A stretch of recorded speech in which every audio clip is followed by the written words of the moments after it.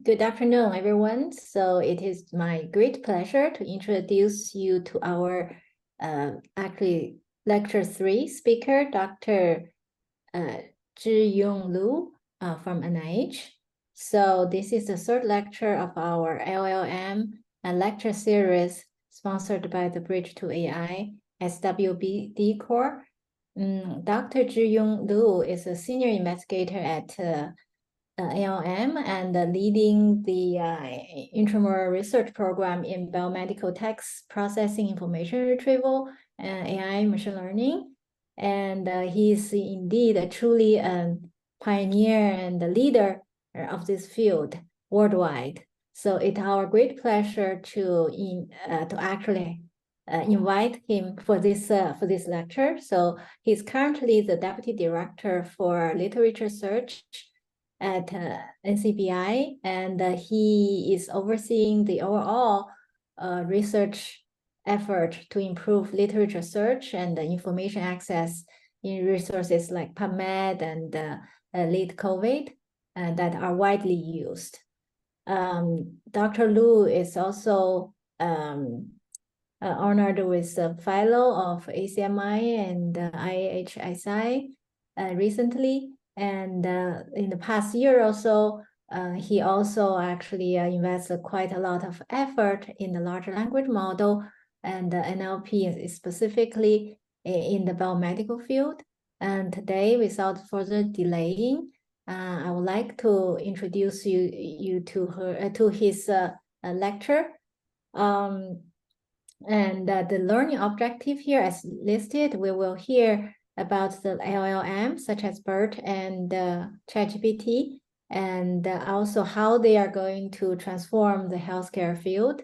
And we also want to understand the risk and limitation of this LLM model, in particularly in the biomedical field, and the new technologies for augmenting LLM towards improving their performance. So without further ado, I'm going to hand over to Dr. Lu for his lecture. Thank you so much for the invitation and the kind introduction. So let me share my screen. Can you see my screen? Yes. You can hear me okay? Yes, wonderful. All right, great.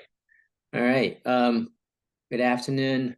So as introduced, we are housed within the National Biomedicine Intramural Research Program, where my group is interested in using AI and machine learning for both biomedical text and image processing.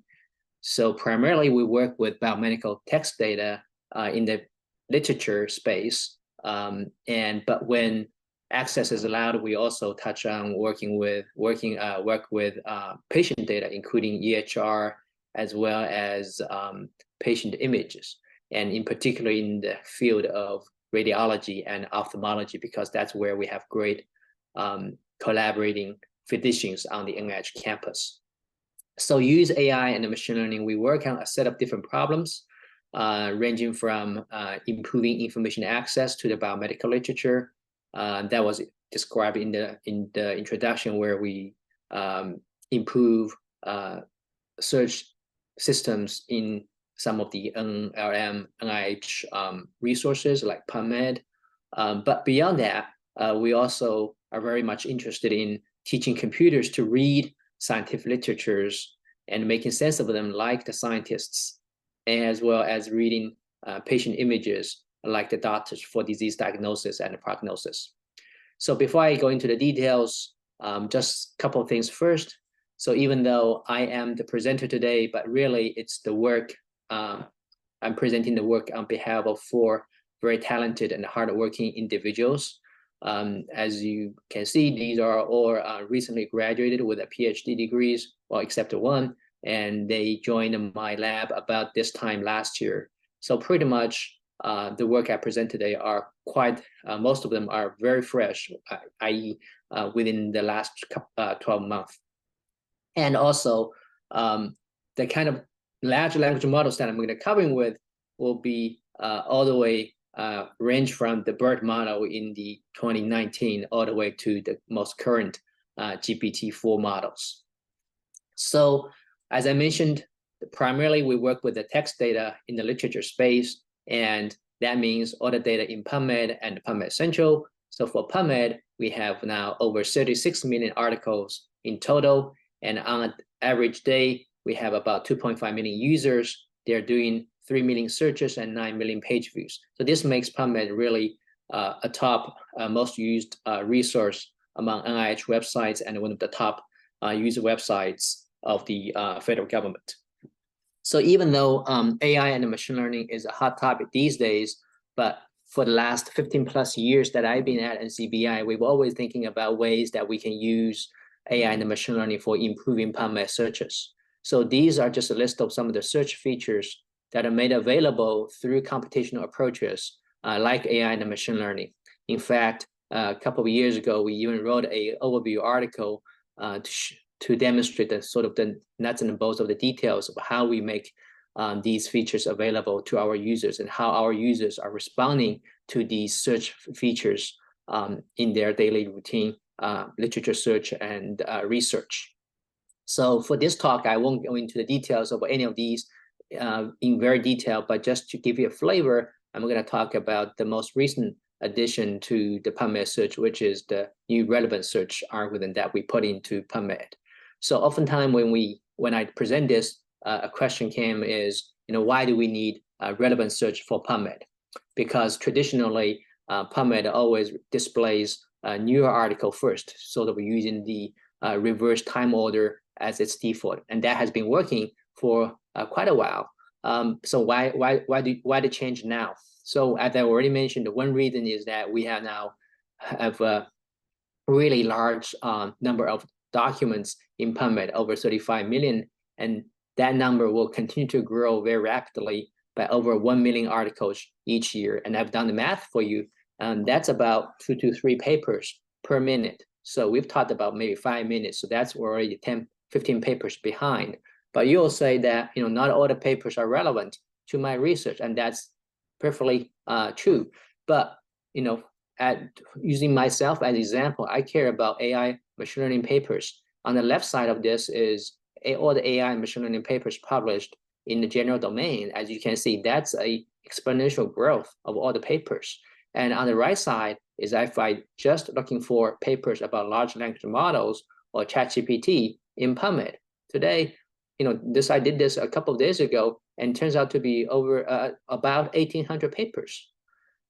There's no way that I can read all those papers, but making it even more challenging is that these 1,800 papers are published or were published at 700 journals, different journals.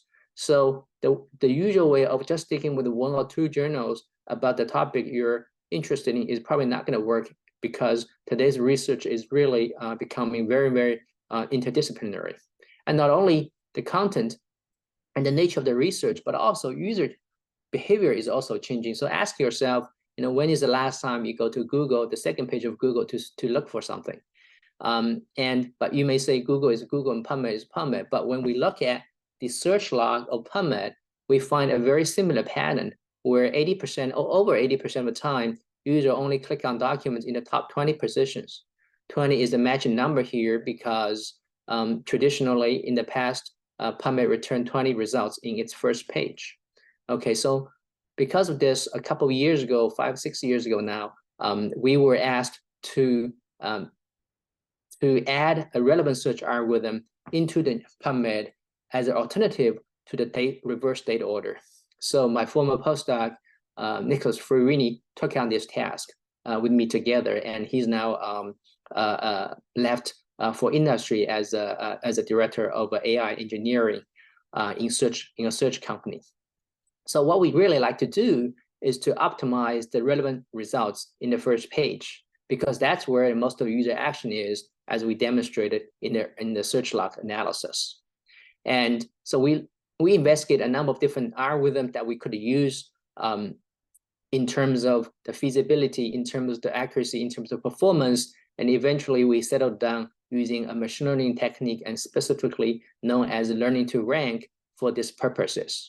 And we aggregated information from the search logs where we look at what user typed in as in the query and what document they clicked on. And those pairs become our training data, because it is otherwise impossible to have humans to annotate a large set of documents that are a large set of query document pairs to be used as training data for this purpose. And along the way, we are also designed a number of different ranking factors or features in machine learning terminology to be used for ranking the papers. So some of the important ones, including what is the article type. If it's a review article, that tends to be more important, even though we do not strictly using publication date to rank the papers. But if the paper is published in recent years, that's also getting a boost, because after all, researchers would like to read the latest papers.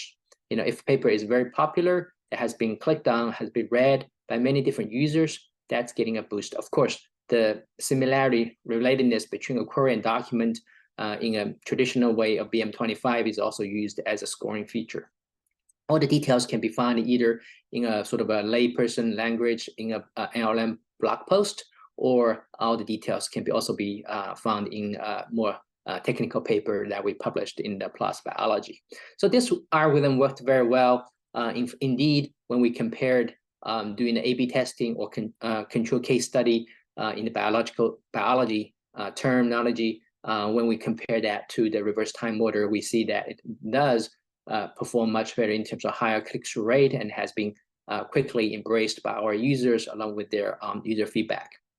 But this, after all, even with this improvement, PubMed is still a keyword-based search system. So to satisfy information needs like these ones, which are very typical among our users, you know, find all the papers and only the papers relevant to a particular topic. And this topic can be COVID-19, could be GWAS catalog, can be GWAS studies, can be liver cancer disparity.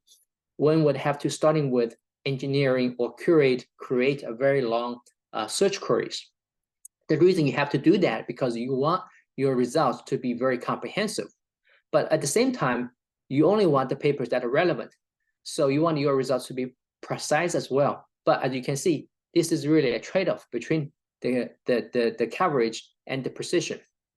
Not to mention, there are cases like COVID-19 where the term COVID-19 was not used in the scientific literature until summer 2020. So all the papers talking about COVID-19, especially at the very beginning part of the pandemic, using just many different ways to refer to the disease COVID-19, but not using a single term COVID-19.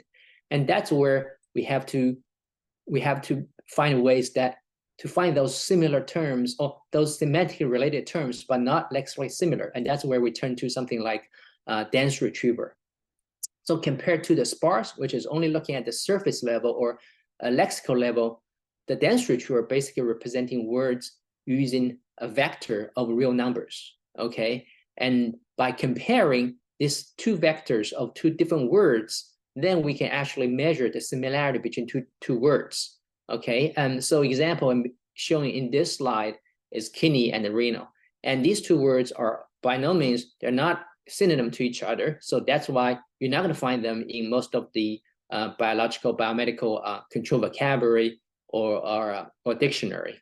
But on the other hand, when we comparing the vector of these two words, we find they are highly related.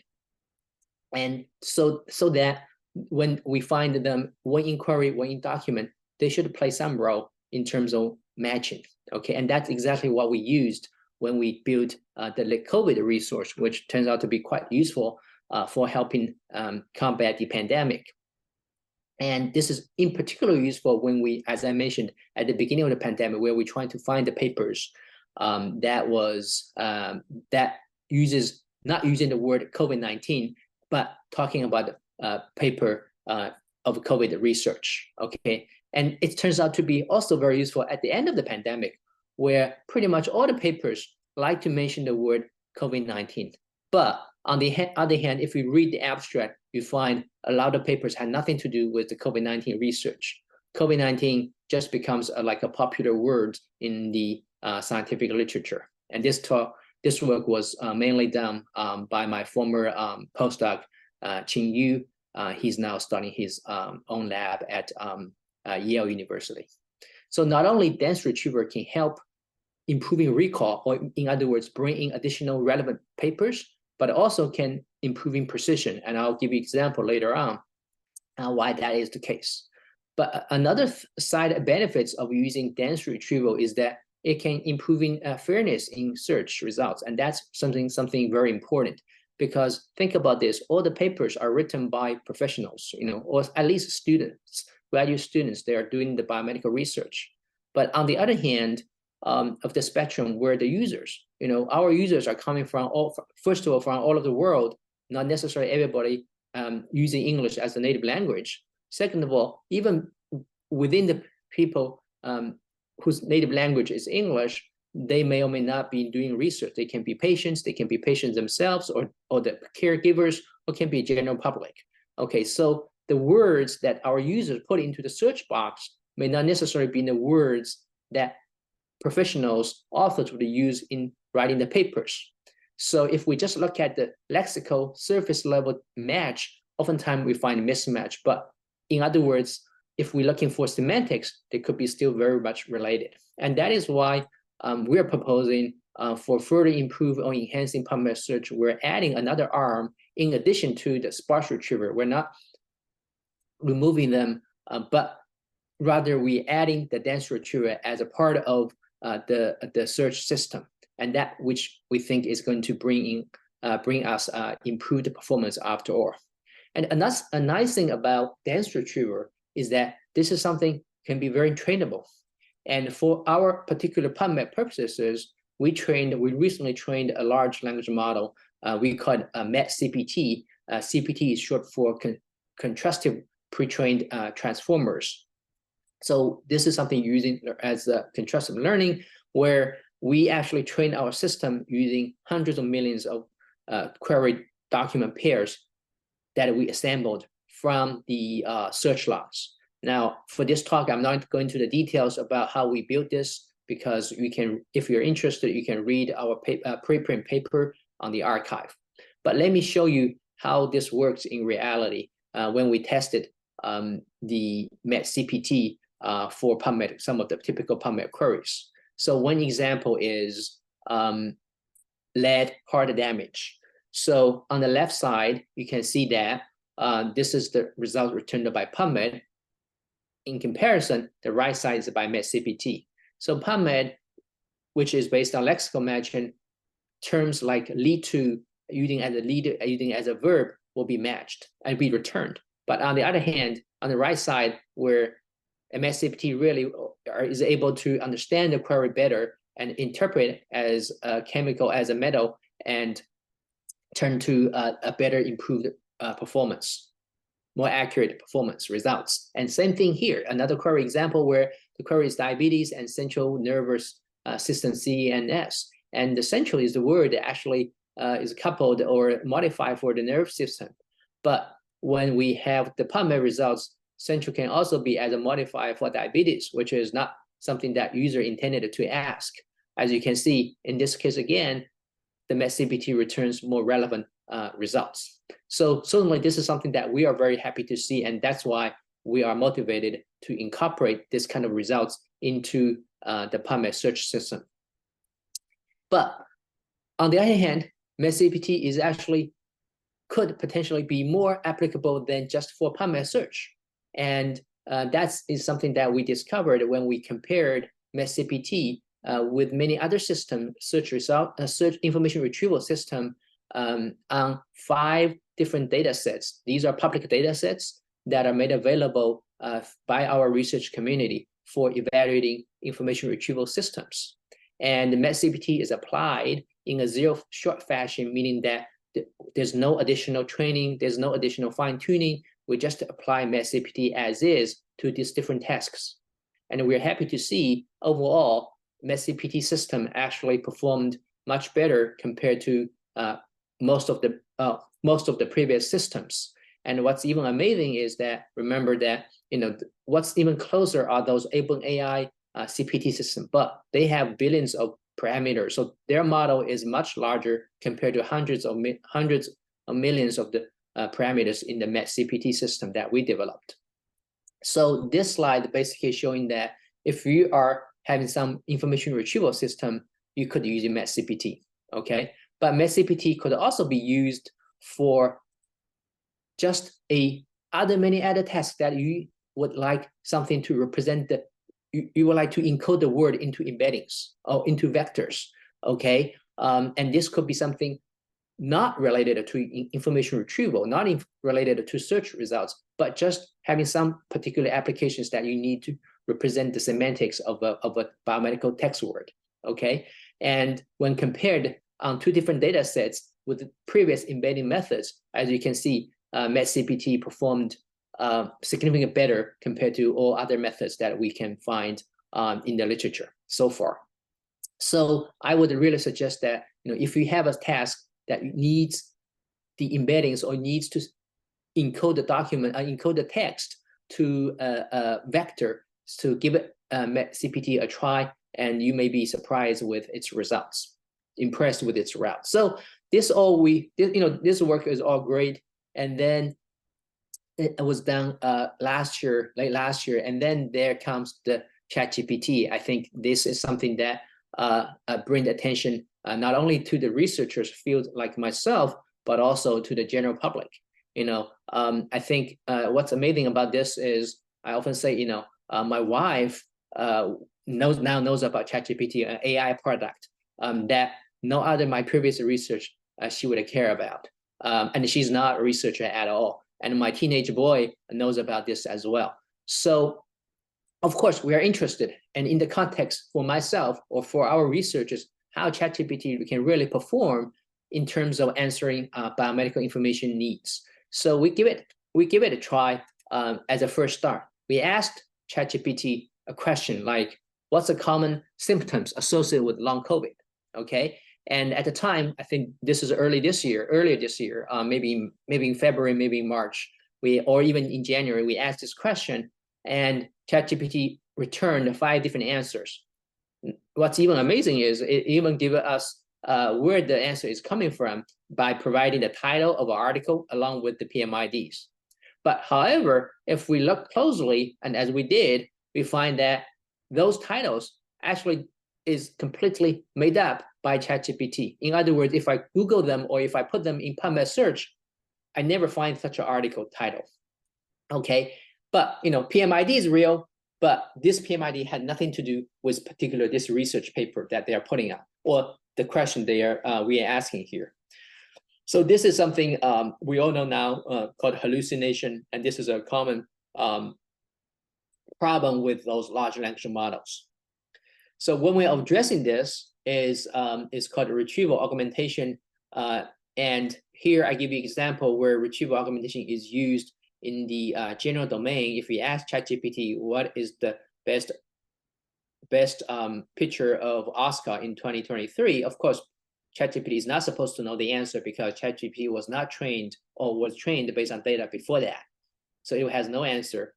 So instead of asking this question directly, rather we provide some of the search results given this query and then ask GPT to summarize the results. And if we do that fashion, we find that ChatGPT is able to give the correct answer in this particular example, okay? So in the same vein, we are thinking, okay, now for our question in biology or in biomedicine, can we do something very similar? Can we provide ChatGPT with articles in PubMed that we know are relevant to the question, either by PubMed search or by results returned by MedCPT? And in this case, we did those things, and then we manually verify these are relevant papers, okay, to long COVID. And then we give them to ChatGPT and see if ChatGPT can read those papers and can synthesize and summarize the answer, provide better results. And indeed, this time when we do that fashion, ChatGPT was able to return 6 symptoms which are more relevant or more accurate compared to the first round, and along with the PMIDs that we provided. And these are the PMID indeed we provided, not something that they made up completely, okay? But if we dig deeper, we find there are still problems. Okay, there are problems in terms of combination, there are problems in terms of incorrect citations. So our conclusion, as we put into this perspective paper that we published earlier this year, is that if you're going to use ChatGPT for answer biomedical information or biomedical questions at this point, we would rather have humans. It still needs to be verified at the end. Instead, they're not going to be using directly to user-facing, perhaps something that can be used by experts or by somebody can be verified their answers. Even though retrieval augmentation, as I show you here, is helpful, but it's not helpful in some other cases. Certainly, it will not work in this question. What is the function of a gene associated with a particular SNP? In this case, it's RS555895. This is just one particular SNP or sequence mutation that you can find in one of the databases of NCBI. If we ask ChatGPT, has no answer. If we ask this with New Being, which is supposedly powered by ChatGPT together with the retrieval results, in this case, unfortunately, there's no answer as well. And I think the reason why there's no answer is because even though this SNP, this mutation is available, or the information about this is available in a particular biological databases, in this case called a dbSNP of NCBI, this database is not indexed by those web search engines. Okay, so therefore, there's no information like that. So inspired by some other work that uses different tools like calculator or Python code to augmenting large language models in the general domain, we propose GeneGPT. Basically here, what we want to do is to marry the databases of NCBI with the GPT function. And more specifically, we are teaching the large language models to use those NCBI web APIs, and in particular, the eUtils, wonderful eUtils, to answer those questions in biology. So how do we do that? Well, for this particular question, we can basically decompose it to two separate questions and then solve them step by step. The first question is, which gene is SNP RS, this RS associated with, okay? And using a particular eUtil API to access that information in dbSNP, we were able to find the gene name answer and then get it returned. And then once we have the gene name, then the next question is, what is the function of this gene? Again, using the appropriate and using the proper eUtils to looking for this information in the gene database, we will get the answer correctly. Okay, so but what's amazing here is that all of this can be done automatically by the large language models. In this case, ChatGPT or GPT-4, because we only need to teach them the large language models with 1 or 2 examples. Okay, and then the ChatGPT or large language models will be able to figure out which database they should be looking for given the question, and which eUtils API they should call for given the question. Okay, so that is in a way very smart. And when we compare that, not only answered the question that I showed you, but we have tested GeneGPT on a wide variety of different questions. And when we do that, and then we compare with other GPT models or BioGPT or other biomedical large language models, we find that GeneGPT really performs much better compared to them. In most cases, those models that have not been taught how to using domain resources were not able to perform at all. No, we're not able to answer at all. For New Being, there's a hope because New Being does the retrieval augmentation, but only when the databases have been indexed by the search engine. Otherwise, it has no hope to find the correct answer. So this is important for us because we basically, this study, we showed that we can leverage the biomedical, in this case, it's the NCBI database and the eUtils APIs to answer questions. But we are working in a very unique domain, biomedicine, where we have actually a number of different resources that are created by the community, like the databases, curated knowledge, like the ontologies, controlled vocabularies. So therefore, I think we should really take advantage of these biomedical resources to improve standalone large language model for answering questions in our domain. Okay, so we already talked about hallucination.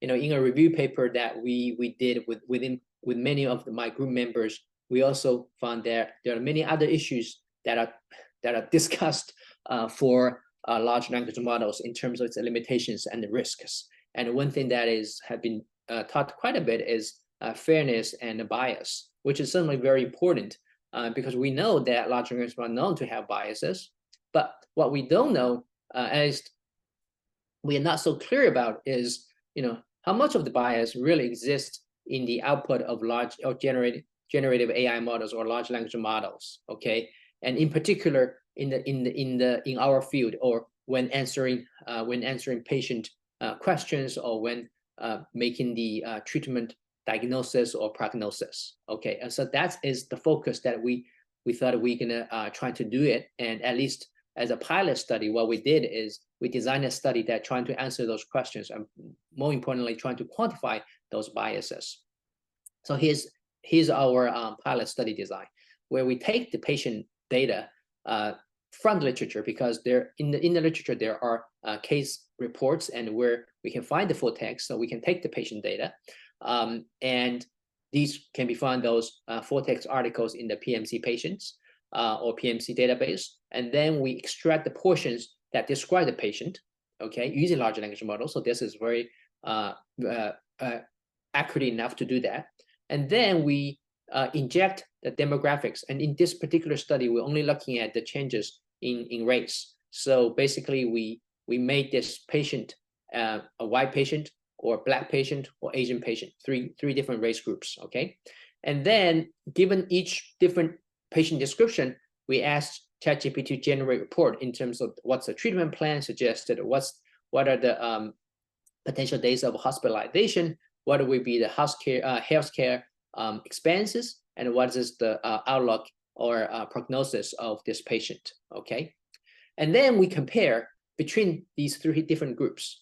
Note here that we don't really need the ChatGPT to give the perfect answer, or the answers that is the gold standard, but rather we're just comparing, we focus on the comparison between these three different groups, okay? So here are some preliminary results. One is that when we look at the projected treatment plans, we find that based on our examination of the generated plans, as well as some of the quantitative analysis, we find that white patients getting better and a more immediate treatment compared to the other two race groups, as well as longer days of hospitalization. So the figure below shows you that white compared to Black, white compared to Asian has a higher rates of have a greater days of hospitalization. Not only that, we also find that in terms of a treatment cost, when we compare the healthcare expenses, we find the white patient population also gets are more expensive compared to Black and compared to Asian. And when comparing Asian and Black, I think Black is the least favorite group in this study output. So this is something that we find quite a little bit concerning in terms of the output of the large language models.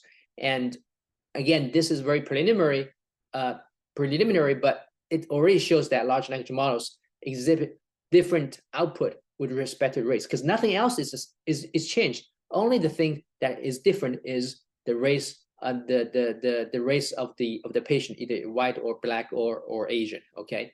Now the study was done using primarily GPT 3.5 turbo model, because that is the one that is actually more widely used, maybe compared to GPT-4, because it's cheaper and more widely available.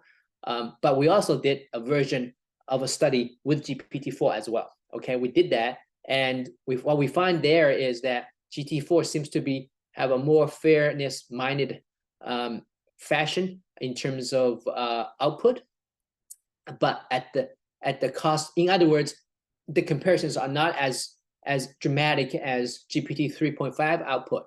But the reason for that is because GPT-4 seems to be much more conservative in the way that it will basically reject to give some prediction about generating the reports. So it just say, instead of saying what should be the treatment, it says no, we can't give you an answer given this information provided. Okay, so this is our first pilot study. As I mentioned, we focus just comparison between the groups, not the results, actual results prediction against the gold standard or ground truth. And so sometimes, because of different race, maybe the disease should be treated differently. So that's something that we consider at the moment. And we only manipulated the race information or injected race into our analysis. There are other demographic attributes that we can play with or one can study with, including, for example, age, including gender, so on and so forth. Okay, so these are something that potentially we would be looking into in the future. But I think this results at least give us a little bit better idea quantitatively how the bias looks like between for the large language models. So in the last couple 10 minutes also, what I like to do is, instead of having end of my talk on the limitations and on the risks, I want to bring you to a more positive side of and the greater potential of large language models. And that is a recent project that we did trying to match patients with clinical trials with large language models. And matching patients with clinical trial really is a very important task in healthcare, but it's also very challenging. And you can approach the problem in different ways. It could be looking at it from the hospital or farmer perspective, where they design a trial and they want to enroll as many eligible patients as quickly as possible, so that they can move forward quickly with their clinical trial.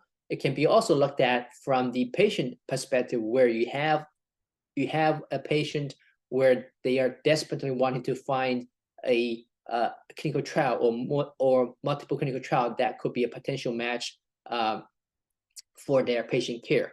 Okay, so our focus in this domain, at least at this point, is on the latter one, focusing on the patient to trial matching, where we think that this will help greatly with potentially with the patients as well as the doctors or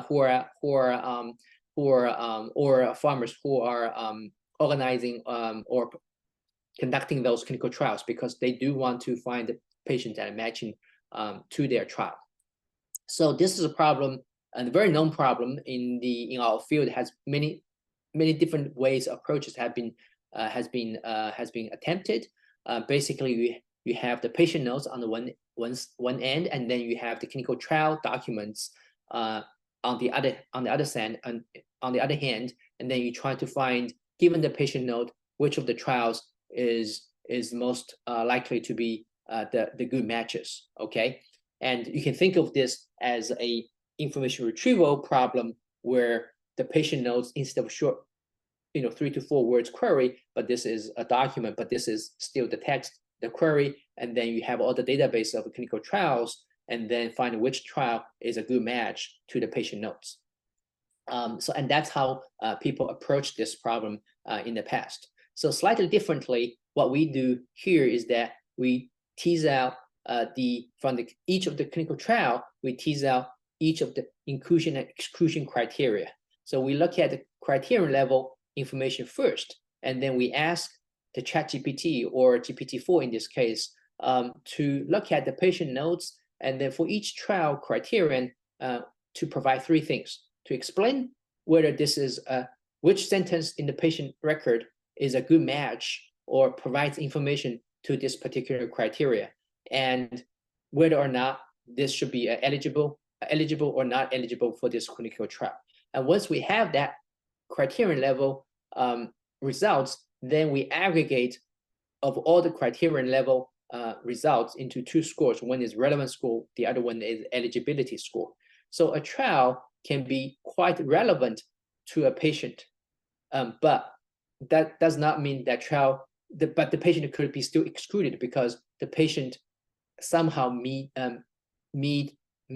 one of their exclusion criteria. So a trial is very relevant, but because a patient meets one of their exclusion criteria, then the patient is still not eligible for that trial.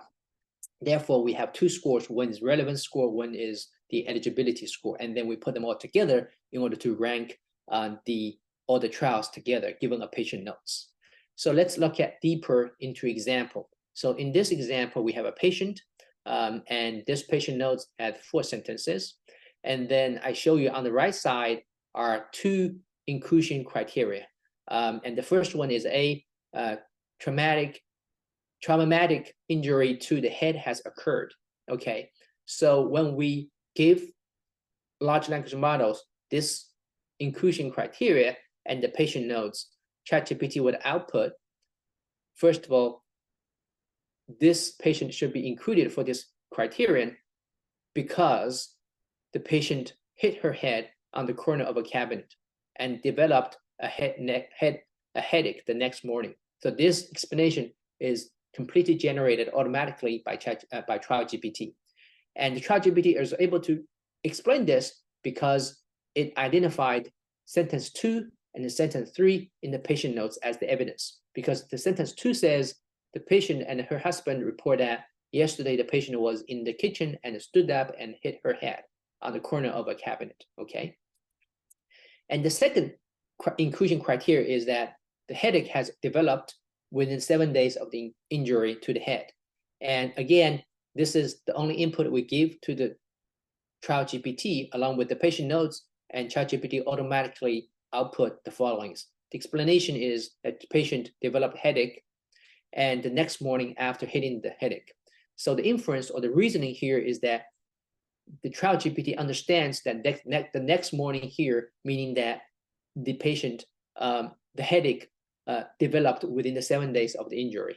And therefore, it predicts that, or it decides that the patient is eligible or should be included for this criterion. So the data we used are from 3 different data sets that are publicly available for researchers on such a task. They're from SIG-IR 2016 and Track 2021 and Track 2022. And altogether, we have about 180 patients. And for these patients, they have, no, these are not, and I understand these are not the real patient notes, but these are notes that are based on real patient notes. So they're very similar to the real patient notes. And then the organizers of these scientific challenge events basically manually reviewed the trials that are returned based on these patient notes and manually classified whether this is eligible or not eligible or not or even not relevant to the patient notes. Okay. So within that data, 3 different data sets. Again, I have to say this: when we do this, we don't need machine learning or a lot of data sets to train the large language model, TrialGPT. We only need 1 or 2 short learning in the context learning environment. So we gave 1 or 2 examples, and that's all we need to do. But if we look at performance, and this is a performance that we have humans to review the results and then give the assessment, and you can see that in terms of explain the accuracy of explaining the results, it's about 85% accurate. In terms of identifying the relevant sentences from the patient notes to answer the question, it's about, for each corresponding to each inclusion or exclusion criteria, it's about 94% accurate. And in terms of classifying the eligibility, it's about 85% accuracy. Okay, so this is very promising.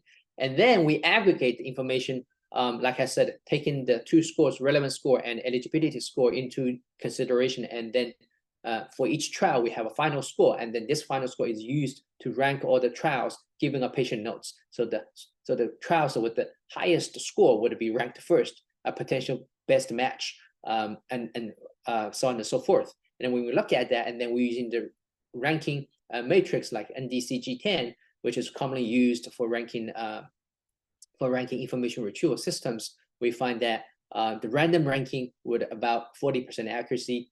The best published method in the past is about 50 in the 50s, and trial GPT can actually reach 75%. So which is magnitude level of difference between compared to the random and compared to the previous best method. And so that's give us some promising results, so that we think we should further pursue this work.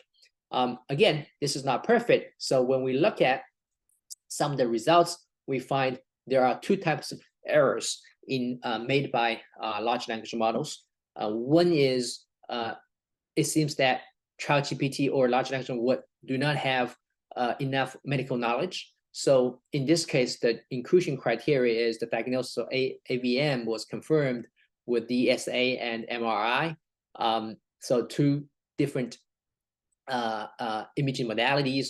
And then when we look at the trial GPT makes the wrong explanation because it says it's not confirmed by either DSA or MRI. That's because it does not know that even though the patient records mentions angiogram, but it does not know that angiogram is a DSA, is another way of saying DSA.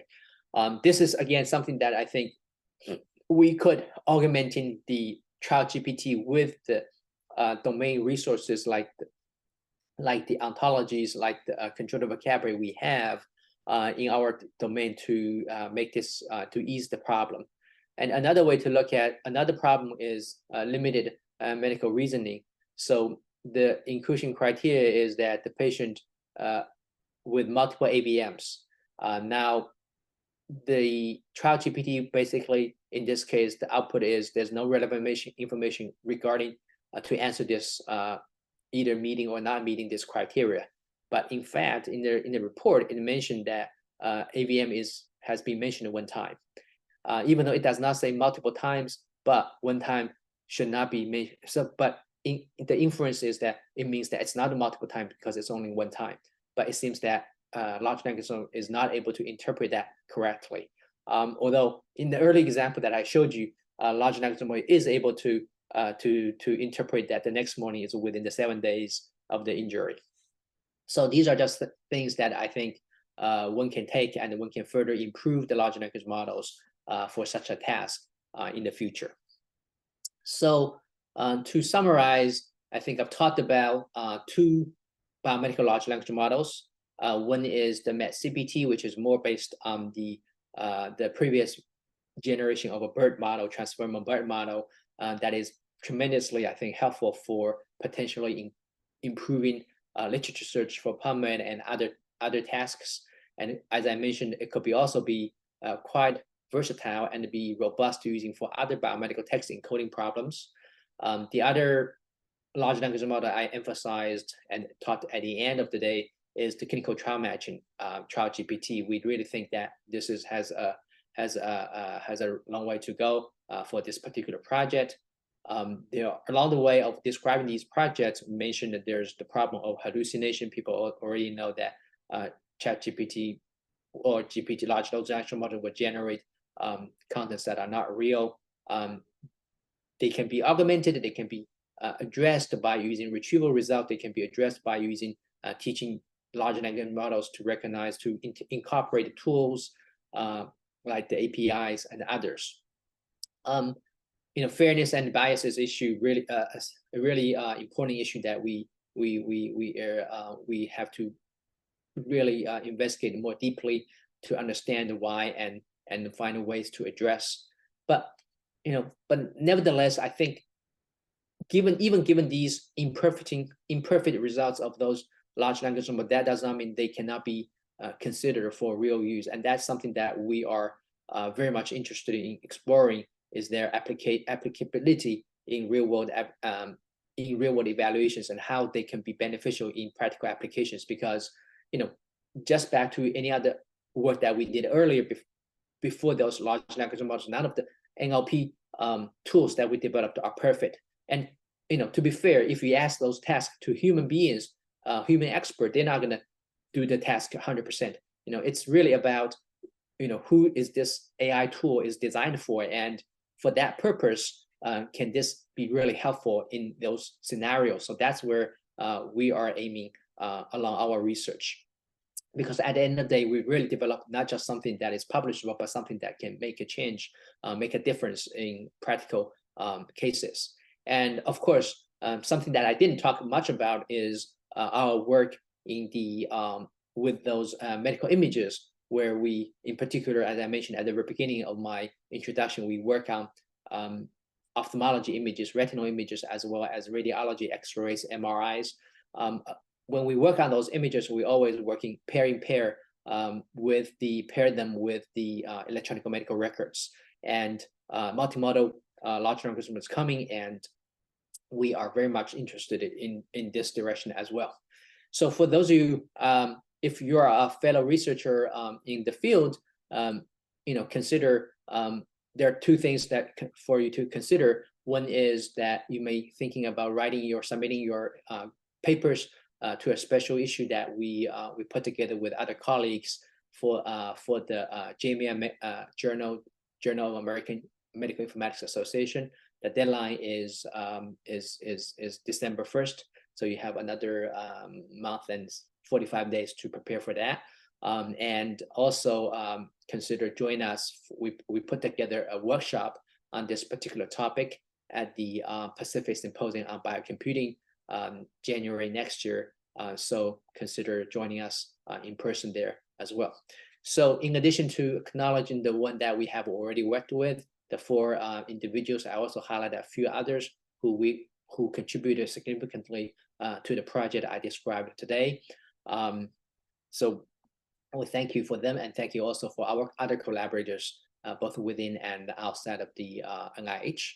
So thank you for your attention. I'll be happy to take on any questions you may have. Thank you so much for the fantastic lecture. We learned a lot, truly enjoyed it. So for audience, please submit your question through the Q&A panel. So I'm going to read the question to Dr. Lu. The first one is, there's a question saying, which model are you fine-tuning? I believe this was the earlier part of your talk, that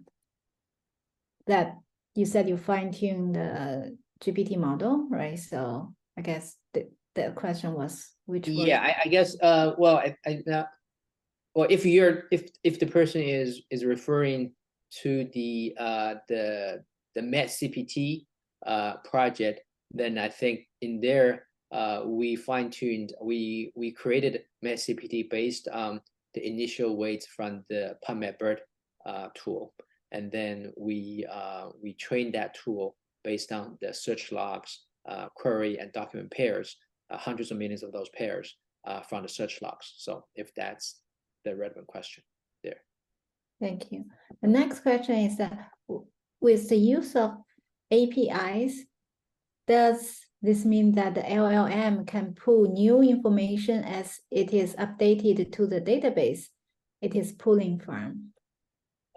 Well, so if yes and no. So my understanding is that if we use the API that provided directly by OpenAI, which is a company that created ChatGPT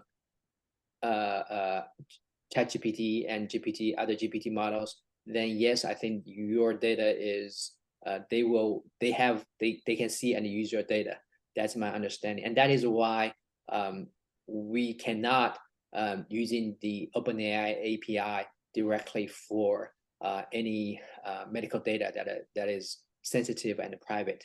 So the one that all the project that we do at the NIH here is done through the API provided through the Microsoft Azure environment, which allow us to have the protocol to for protecting the data privacy and the sensitivity issues. And I don't believe that OpenAI would have access to all the data that we do here.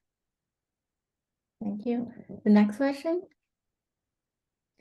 In the study of length of hospital stay and the cost based on racial groups, is GPT just displaying the bias in the EHRs, provided as input, or is there something about the bias in the LLM itself that is influencing the result? Yeah, well, I think that's a great question. We don't know exactly how, why, but my guess is because the data that has, remember, the behavior of the large language model are based on its training data. And I actually did some of the searches to find whether or not our findings are correlating with some of the previous research. And indeed, when I do that in PubMed, I find there are papers discussing, for example, the healthcare expenditures, and they have found, based on other data, they have shown that the white population costs more than the other racial groups. So I guess that kind of information has been populated, has been available on the web. So maybe GPT learns those kind of information during its training and then propagate those kind of bias in its output. But again, these are the things that we guess. We don't know exactly how that happened. Next question. So this person want to run a literature review and already have a list of papers from PubMed. What is the best model he can use to assessing exclusion criteria based on title and abstract? Do you have any thoughts about that?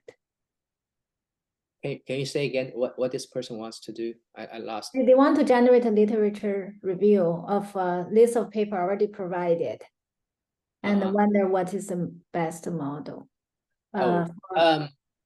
Yeah, well, so if you have a list of paper that are relevant to a particular topic subject, then we can use the large language model to help you to summarize and synthesize. But what we have found is that as we did in that perspective pilot study, we find that the end results is not error-free. There could be still issues in terms of how large language model summarize the information from the list of relevant papers that provided to the large language model.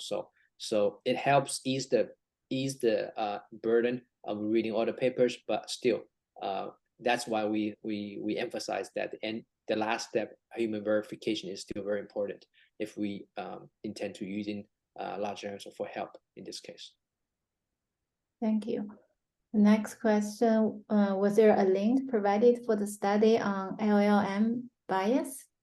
Well, this is a great question. This is something very rich, very fresh. We are writing, as we speak, and preparing a manuscript. We hope that we can put this on a preprint server very soon. And next question asks, for this study, do we need a biomedical vector database? Do we need, say it again, do we need a biomedical vector database? Oh, do we need a well, so I think this relates to MedCPT again, and I can't say we need it, but in terms of all the work that prior to GPT, for example, if a lot of tools that we develop based on bird model, we always would encode the word into these embeddings or vectors. So there are work, including ourselves, created tools to encode the words into the vectors. That has been basically the basis for these more recent language models. And I think for the biomedical text, MedCPT is the one that I would suggest give a try at this point. Is there a public MedCPT API? Yes, that will. I think that's either that's already there on our GitHub website, or that will be a forthcoming. How large is the curated set? We didn't really curate per se. Curated meaning we have domain expert to curate that training data set, but the data set that we have assembled from the search logs contains hundreds of millions of those query document pairs. But we cannot make those data set publicly available. Just be clear, because these are private data. These are sensitive data from the search logs. We will not make these data available. Yeah, so I know we're past the hour, but there are still many great questions. I'm going to sample some of them. Just a quick questions. So you have nicely describes the change of document retrieval challenges over the COVID period. Are you experimenting with dynamic learning where systems are continuously self-modifying based on ongoing usage feedback? Well, I think I think we perhaps the way I'm not 100% sure that what the user what the person is intending to ask, but what I can say is, for example, give you example of PubMed search. So even though the learning to rank algorithm that we have developed 5-6 years ago, but we periodically actively making changes to the algorithm based on user feedback. Okay, and not only that, we also the MESCPT is an example where we always keep track of the best method in the field that we can leverage to help improve our surface. So we, in other words, we actively trying to improve these different resources by both taking the user feedback as well as the latest technology that we can leverage. Yeah. So several people ask whether Trial GPT if it's available. Trial GPT is under review and it will be made available once it's publicly available. Once it's published. Yes, the code, the paper is already on the preprint archive. Okay, so we can read the archive paper. Yes, and wait for the official release. Yes, which we hope to be soon. Okay, thank you. So certainly that's has raised a lot of interest. Related to that, does Trial GPT present significant bias in explanation? What can we do about the lack of medical knowledge or medical reasoning? Trial GPT? Well, so as I mentioned, one way of looking at the medical knowledge is that we can leverage something like ontologies or dictionaries that are created for our field.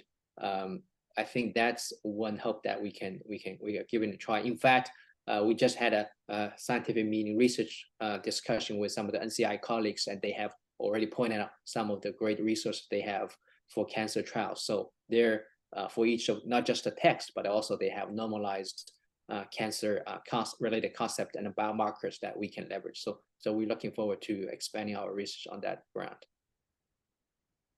Thank you. I guess we're 4 minutes past the hour and there are still a few questions. I think I summarized most of them. Well, there may be one more question, like what are the most important factor when training an LLM other than the huge size of parameters? Well, I think the data, there are some arts about engineering the prompts. There are some efforts for giving the examples that you want to train your large language models for a particular task. So there are something related to that. Also, if you have, I haven't talked about that, but what we have also, so far what we really talked about is just giving large language models 1 or 2 examples, in a few short learning fashion. But fine-tuning large language models is something that one can do as well. There are open source large language models like Llama, and we have done some projects related to that to fine-tuning those models to generate for some of the non-generative AI tasks, such as recognizing disease names, recognizing chemical names. And when we do the fine-tuning, it tends out to be performed better compared to just giving 1 or 2 examples. Okay, so there are a few things you could really do with the large language models. More you can do with those open source large language models, less with those closed. But I think these are things that we can try to make the ones that are better for our domain problems. Thank you so much. I think we have covered most of the questions.